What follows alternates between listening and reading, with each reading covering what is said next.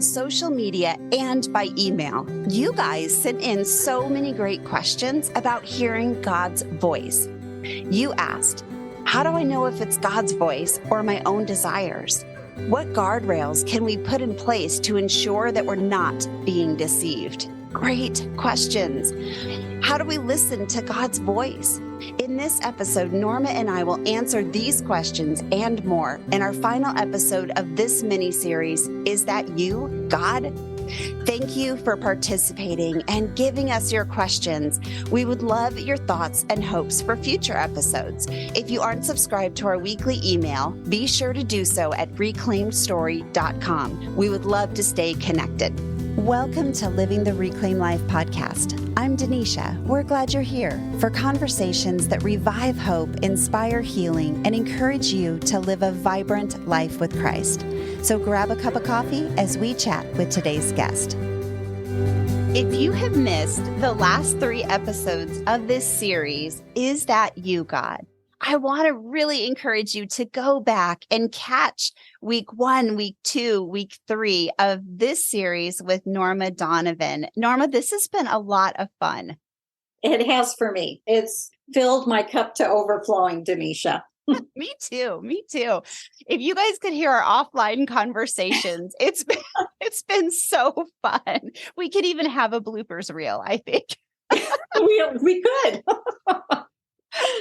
Oh, well, if you do not know Norma yet, you are in for a treat. Norma is an author, a speaker, and the founder and president of Restoring Hearts Ministries. She has a master's degree in counseling, and you guys, she is so passionate about mentoring women, being intimate with God, and seeing others' hearts restored. Norma and her husband, John, live in Kansas. They have 2 grown children, and you can find Norma's book, Restoring Your Heart to Deepen Intimacy, on Amazon.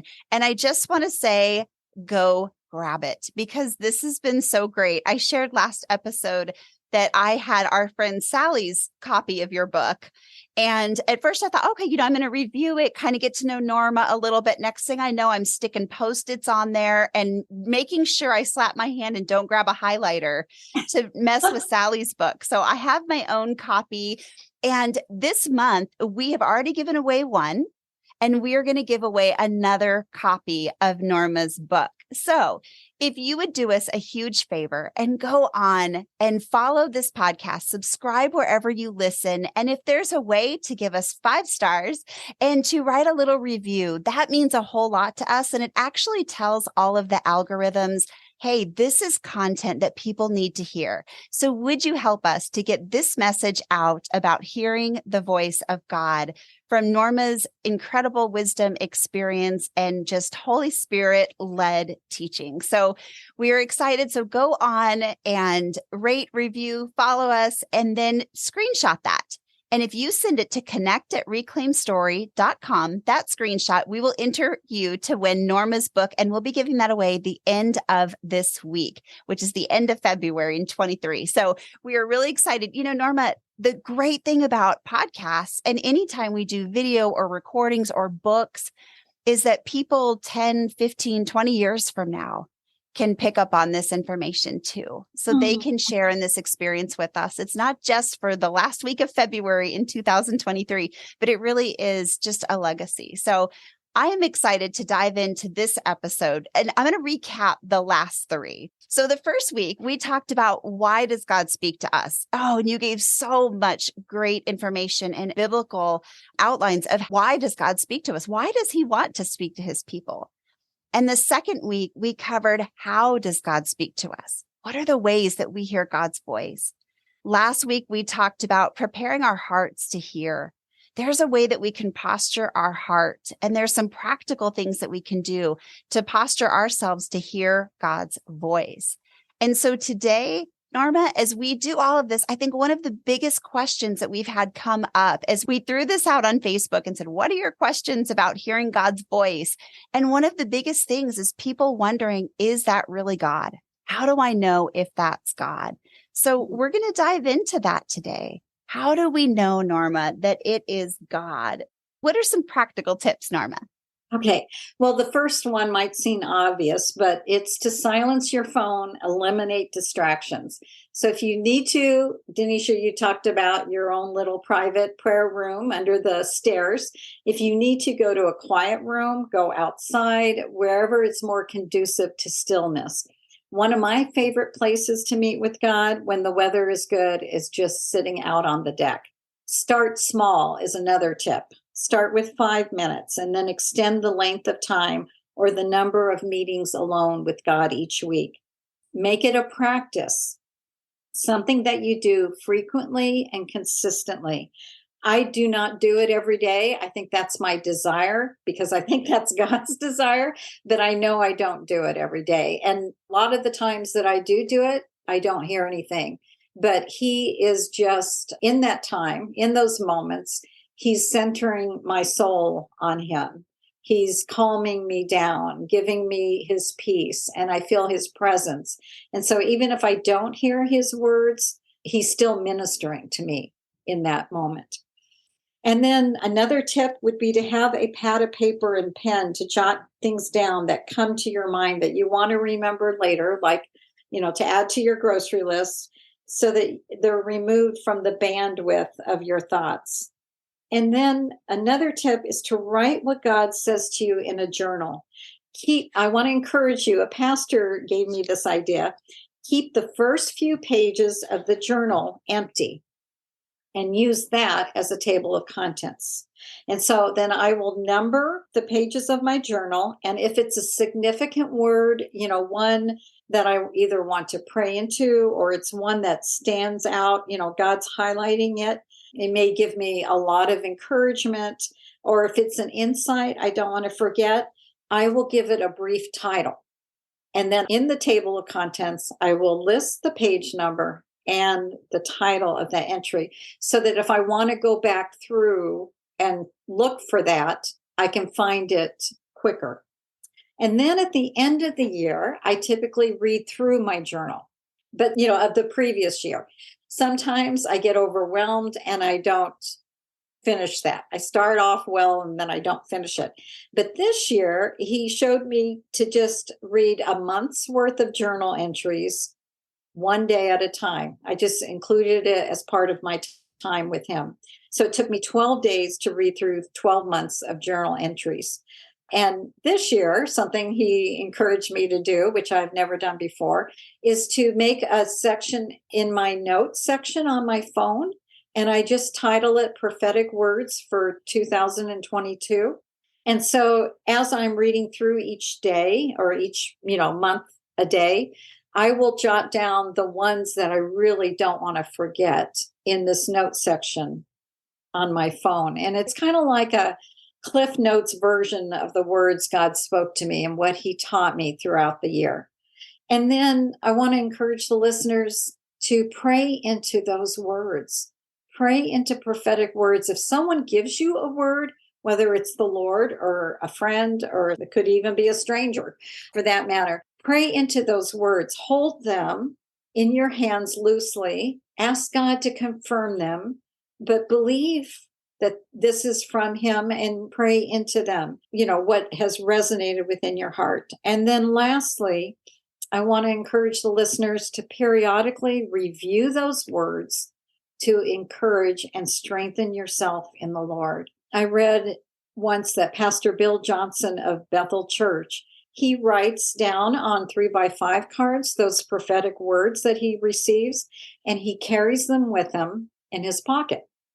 And when he's waiting in line, and he does a lot of traveling, or he's waiting at an office appointment at the doctor's office, and he has time to kill, he just pulls out those cards and reminds himself of those promises from God.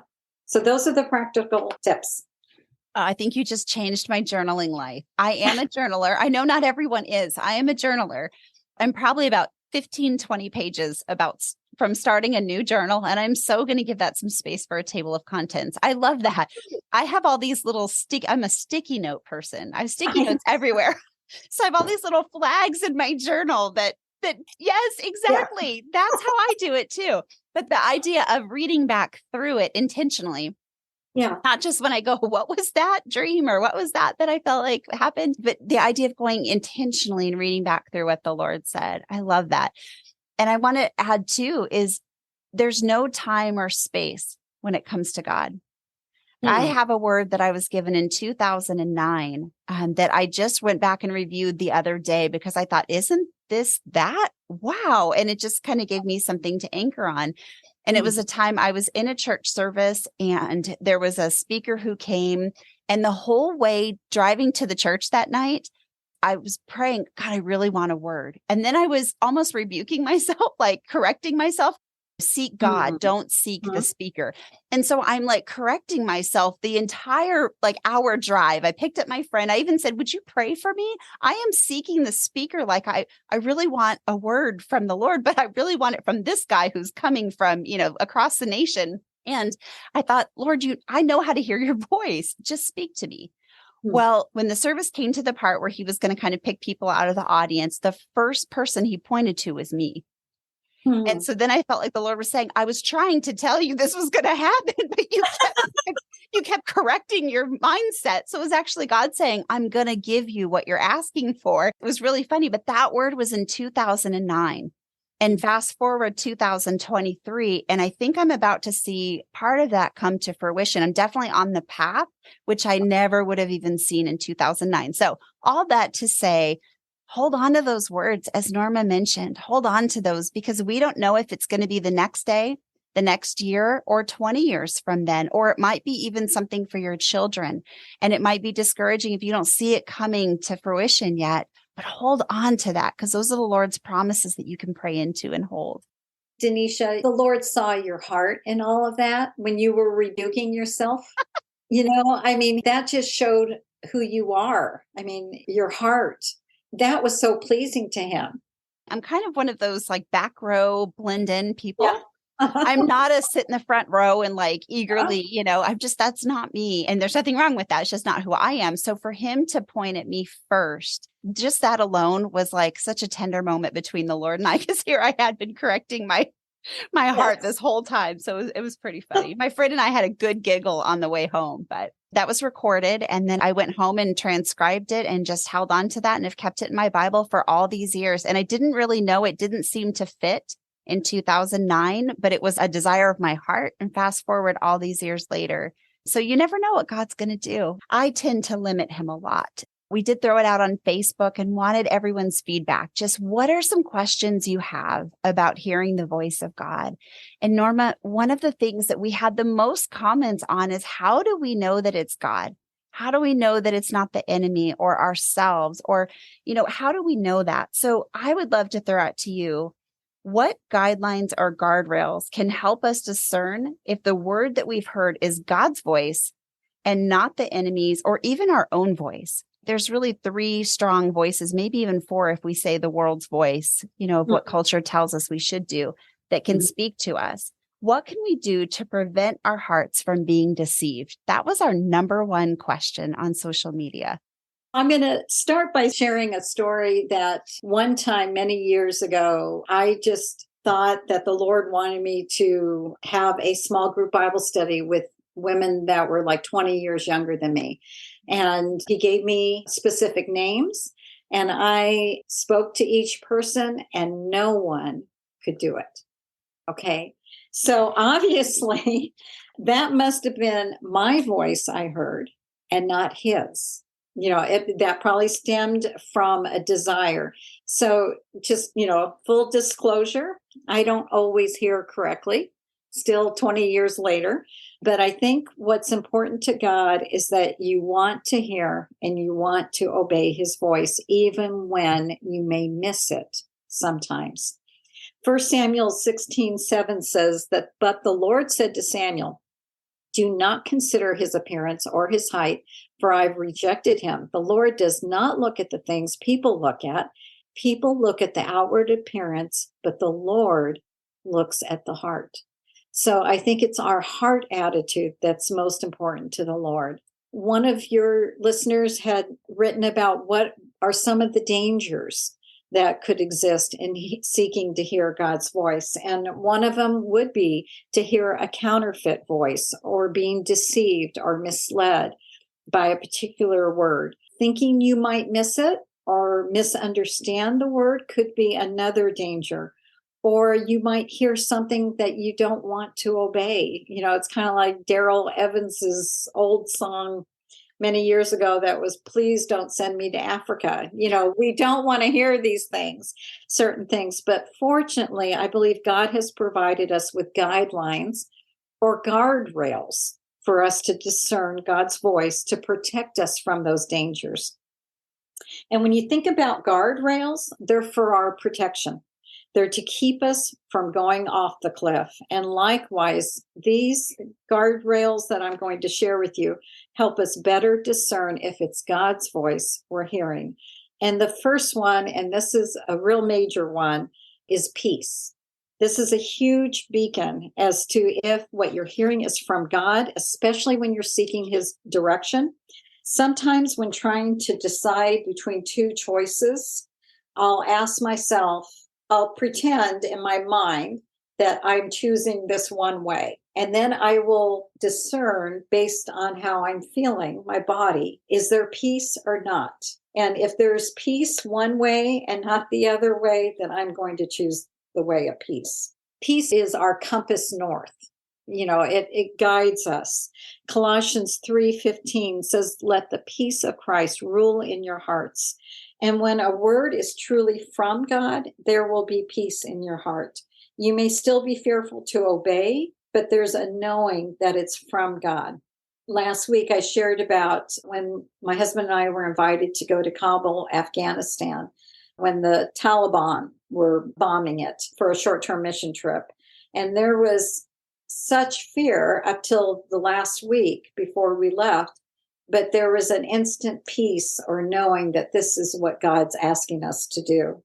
Another time was when it looked like we were needing to move out to another state, to Wichita, Kansas, for John's job.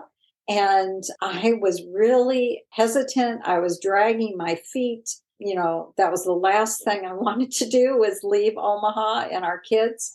And the Lord showed me a picture during my quiet time, and he just showed me a picture of John's and my backs, and God's hands were on each of our backs. And I felt like he was pushing us out of Omaha and sending us to Wichita. So Priscilla Shire says that the green light of ease means peace, means go. Peace is a huge indicator of whether the word is from God. If you don't have peace and you have a check in your spirit, then either don't do it or wait and keep praying about it and ask spiritual leaders that you're accountable to for their thoughts on it. Be cautious to proceed if there's no peace. I can't stress that enough. Last year, I read a wonderful book by Derek Prince, and it's called Hear God's Voice. And in it, he writes this: if there is unrest and struggling within you, and particularly if you feel pressure to act hastily, be on your guard. Caution is needed when it is apparent that God's peace has been withdrawn. So peace is the first guardrail we can listen to help us discern if it's God's voice. Secondly is consistency. What we hear will align with the tenor of Scripture and the Holy Spirit's character. Last time we talked about knowing your daddy. That was one way to position our hearts to hear God's voice. And when you know who God is, it's not going to contradict his character at all. The God we serve is the God who changes not. Hebrews 13:8 says that Jesus Christ is the same yesterday, today, and forever. God's voice will never, ever contradict or go against the word of God, nor will it be inconsistent with God's character. And that's why it's critical to get to know your daddy by spending time in his word. So peace, consistency. The third guardrail is agreement. And this one is really important if you're married, okay? We not only need the words we hear to agree with Scripture, but there also needs to be an agreement with your spouse if you're married. If God is asking you to do something, then your spouse will also give you a green light. It doesn't matter whether your spouse knows the Lord or is walking close to him. If the Lord is in this, then he can get your spouse's heart to be in agreement.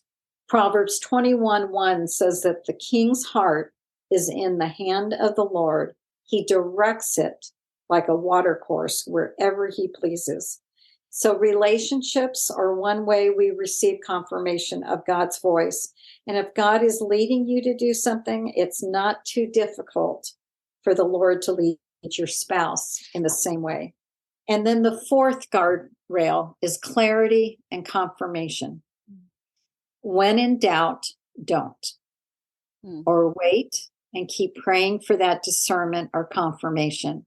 Again, if there's a check in your spirit, I encourage the listeners not to do it. Run it by others who are more mature in the faith. Get their take on the word. Ask God for confirmation. There's protection in accountability and submitting to that accountability. If you're in a small group, share the word you heard and ask them to pray about it to discern if it's from God. Priscilla Shire says that the yellow light of uneasiness and doubt means wait.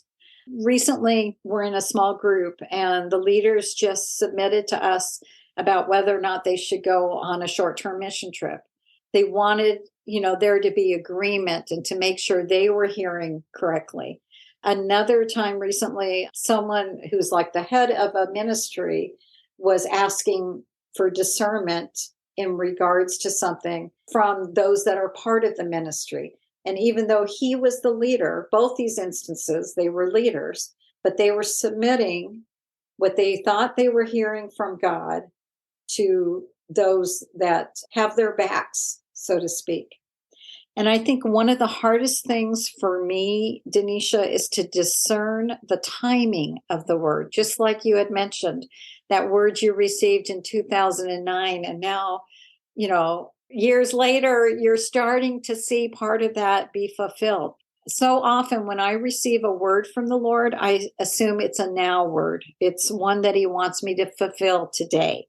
But just like the names God gives to us that speak identity of who we really are, but we need to be transformed into that person, so too some of those prophetic promises from God are words that we need to grow into, to mature emotionally and like godly character wise.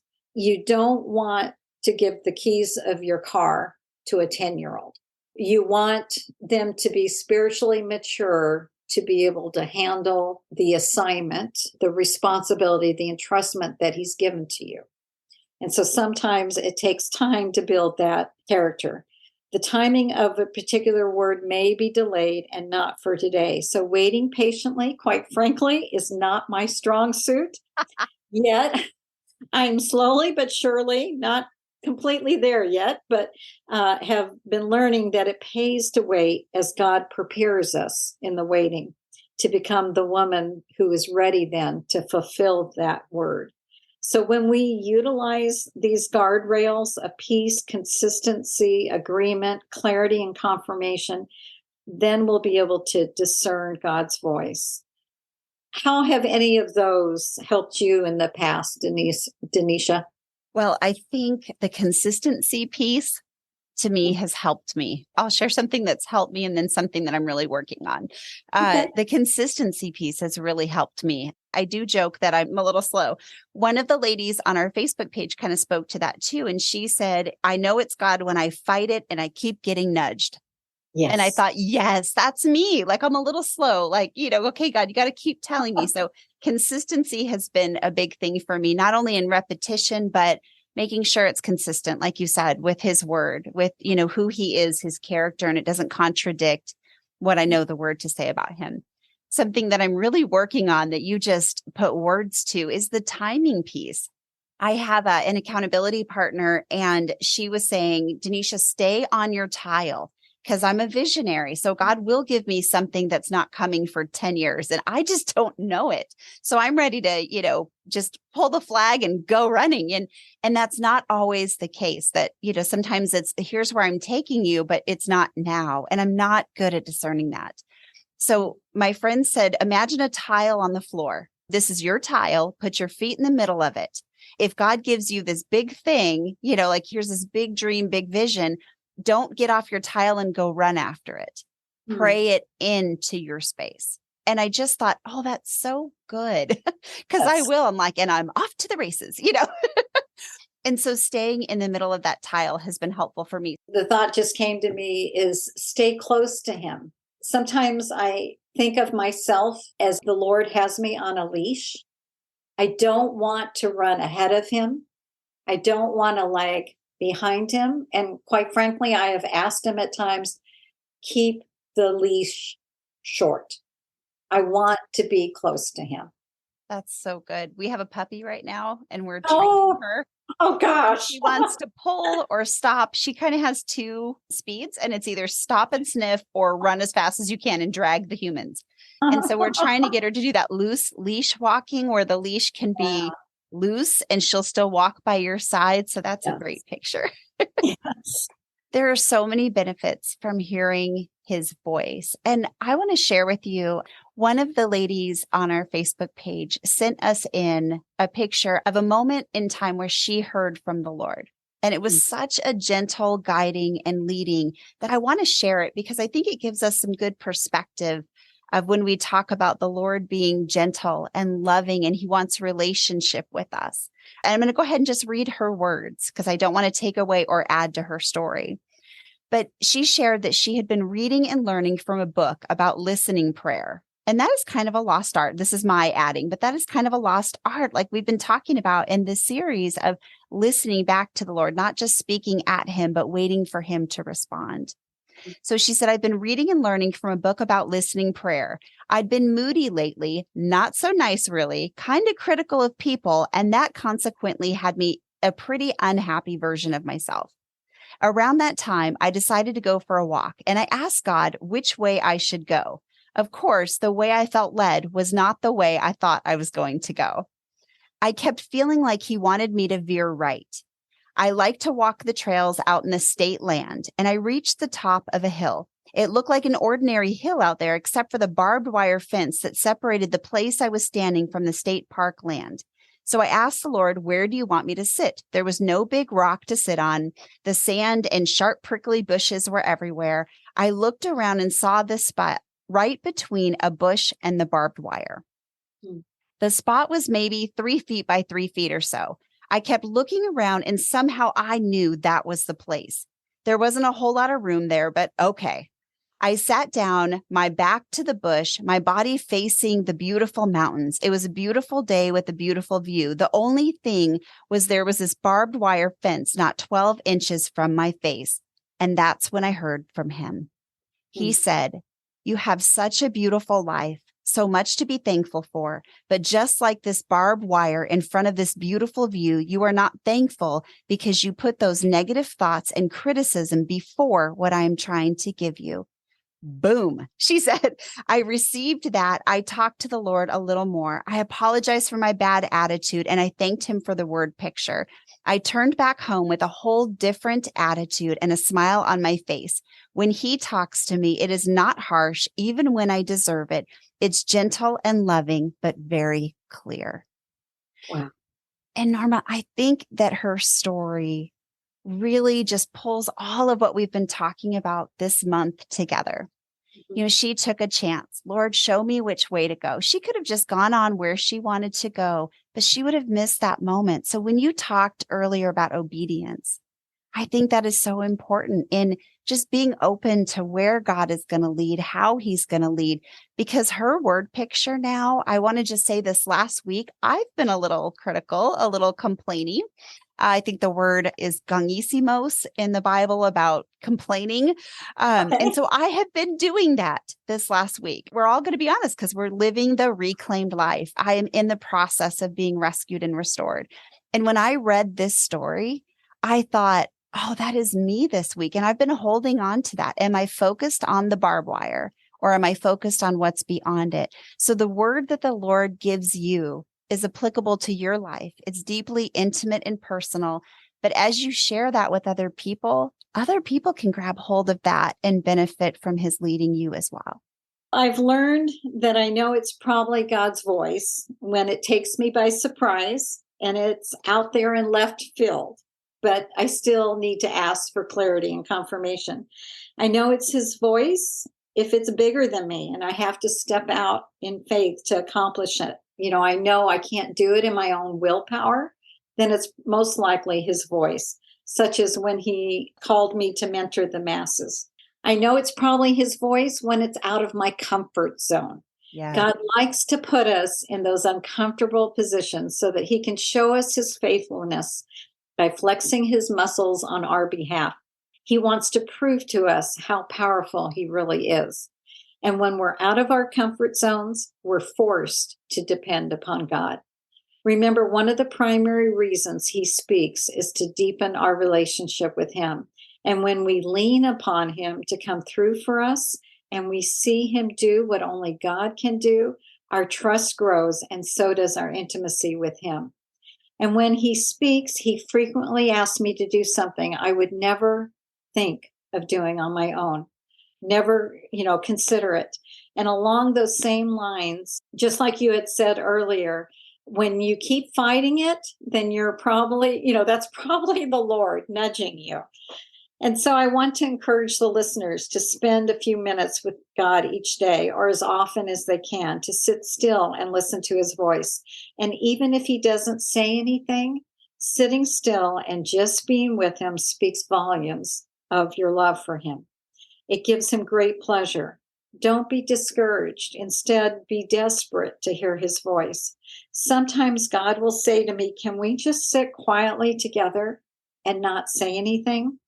I remember one time, Denisha, I went on a short-term mission trip to Mozambique, and we came back, I think, on the 18th of December. My husband picked me up at the airport, and we came home, and we had all the lights out in the living room except for those on the Christmas tree. And we sat there, he had his arm around me, and we just sat in silence. And that was one of the most intimate moments. And so likewise, sitting still with our Heavenly Father can be intimate as well, even if there's no communication going on. I don't hear God's voice accurately 100% of the time, that is for sure. And sometimes I think he said something, but it's really just my desire talking, what I wanted to hear. At times, my unhealed wounds or withholding forgiveness gets in the way also of my hearing, and it causes deception. But again, I think what matters most to God is that our hearts genuinely want to hear his voice and obey him. He wants us, it matters to him for us to pursue a more intimate relationship with him by sitting still to listen. He wants our ears to be cocked to hear even the slightest whisper for us or for words to speak to others. And so I want to encourage the audience to always be in a listening mode throughout the day. Make it your lifestyle and a habit to obey God's voice. You won't be disappointed. Remember, hearing God's voice is the place where real life intersects with the real God. 8 years ago, I think it was, we went on a truck travel bike tour in Banff, Alberta, Canada. And one of the days, instead of cycling, they decided to take a hike. And this was a hike uphill. It wasn't much flattening out. And the first few steps, we were probably the oldest. My husband had just turned 60. I think we were the oldest in that group. So we were at the end of the pack. And the first few uphill steps, I was just huffing and puffing and thinking, oh my goodness, how in the world am I going to make it all the way up there?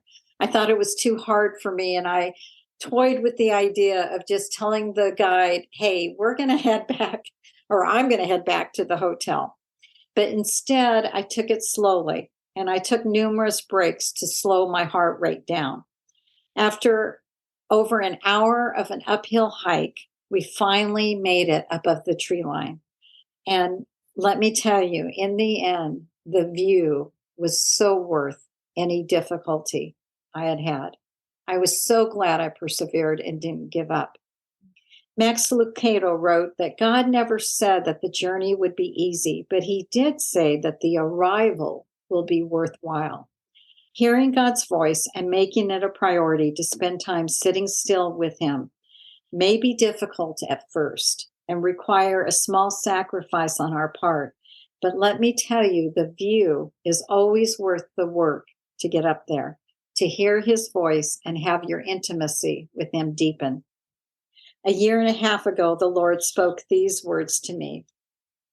You keep showing up each day to hear my voice, and even though I may not choose to speak during those moments, they speak to me of your seriousness and your commitment to behold me. Then when you least expect it, while you go about your daily life and routine, I will take you by surprise and speak to you. Make it a daily priority to sit still before me, to listen, and I will show myself to you when you're not expecting it. Put in your time, your discipline of being before me to listen to me speak, and I will make my presence known to you in the ordinaries of life. And so in closing, Denisha, I pray that we can become women who are able to say the words in Job 23:12. I have not departed from the commands of his lips. I have treasured the words of his mouth more than my daily bread. Amen. Norma, this has been such a rich time together. Just so much that you have poured out and prepared for us to learn from and just grow from. So I thank you. Thank you for your time and all of your walk with the Lord, the many journals that I'm sure fill your shelves of your experience, because it does take practice, but it really is a lifestyle that we can embrace of intimacy with him. Oh, you're welcome, Denisha. It has been such a joy to be with you these last 4 weeks. So, Norma, I know that we are going to want more of your wisdom. How can we find you? You have a lot of free resources out there. How can we find you? Yes, if they go to the website, www.restoring-hearts.com, they can click on that and whatever's there is free. Lots of good stuff. And you can also pick up Norma's book, Restoring Your Heart to Deepen Intimacy, on Amazon. And so good luck. Don't forget to pop us your God stories. We'd love to hear what God has said to you. So put those in our Facebook or Instagram pages, and we will have you in a drawing if it is in the month of February for one of Norma's books as well. So, but if you read it, you're going to want another copy like I had to. So just grab it now. Well, Norma, thank you so much. And friends, we will see you same time, same place next week. Thanks for listening. I pray you found hope in today's conversation and maybe even feel a little less alone in your story. Stay connected with us on Facebook and Instagram at Reclaimed Story. Want to learn more about living a reclaimed life and how you can be a part of our growing community of reclaimers? Check out our website at reclaimedstory.com. All of those links and more will be in the show notes. And if you enjoyed this inspirational podcast, be sure to subscribe, rate, and review. Not only will you be the first one to know when new content comes out, but it is also a huge help in helping us reach more people to live the reclaimed life.